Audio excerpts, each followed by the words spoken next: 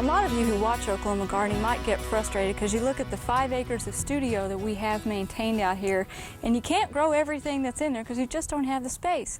Well, here's a plant that you can plant on your patio and have maybe 10 varieties in a very small space, and that's miniature roses. I wanted to take a look at some of these today that we have planted on the edge of our new rose garden and mention that this is one type of rose that you can plant the first year, get a lot of blooms off of, and grow very successfully with a great deal of ease. Now all around here we have different varieties of miniature roses, but in the center we have a Floribunda standard rose to sort of set it off and add a little height to this corner. And of course this is not a miniature rose, but we keep it clipped and in shape to stay in scale with the miniatures, and later today we'll show you how to grow another plant as a standard as well. Now with the miniature roses, the good thing about them is that the foliage is very healthy. Many of them are resistant to black spot. One thing you do need to be cautious about is if you plant it on a patio area that has a lot of reflected heat, they could get spider mites building up, so keep a close watch on that. If it gets started, use some insecticidal soap right away, or try some of the new horticultural oils that are very mild on plants but a good effective mechanical control of spider mites. With the miniature roses, you want to do a little bit of maintenance throughout the summer. They need deadheading just like any other rose in the garden if you're not using all of them for arrangements, and we routinely go through here with pruning shears and clip away the spent blossoms. Now right over here I'm looking at Pace Setter variety. It's a nice white miniature rose, has a nice cool look in the summer, but these have gotten ahead of us, and you just want to clip those off.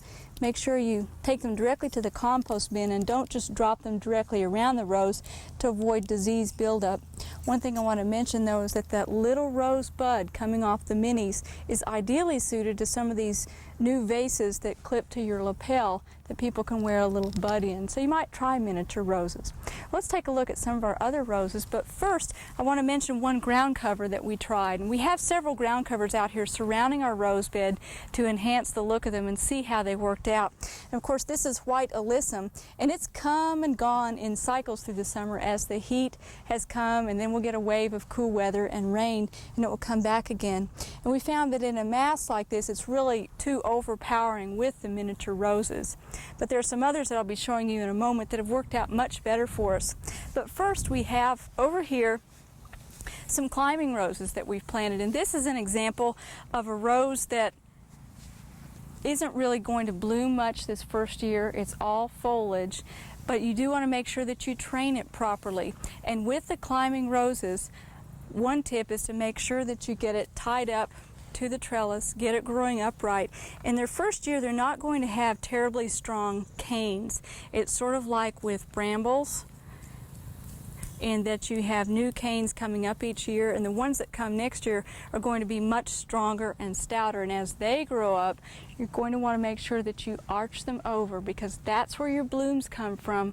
On the climbing roses is where that bend occurs. There are special hormones that collect in the plant that trigger flower bud formation and sequential blooming, and so make sure that as the canes grow up you don't just tie them straight up, but make that arch and bend them over.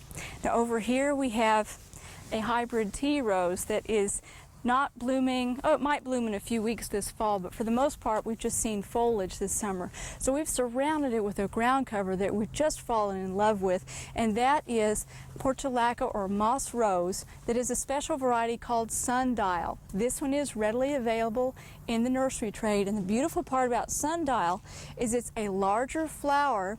It's double flowered, and best of all, it stays open most of the day.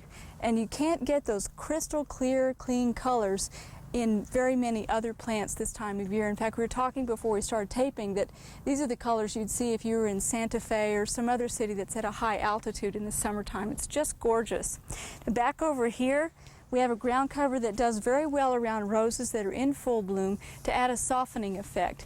Now rose purists probably wouldn't plant ground covers around their rose beds, but a lot of you intersperse roses with other plants in the landscape. And this is a nice combination. This is a compact form of common thyme. It's the thyme that you would grow in an herb garden, but it has a nice soft green, fine textured effect around the base of these roses, and we found that that combination is very complementary. We hope you enjoyed this video. It's part of our OK Gardening Classics YouTube channel. You can also find more recent videos on our Oklahoma Gardening YouTube channel. And join us on social media for great gardening tips, photos, and discussion.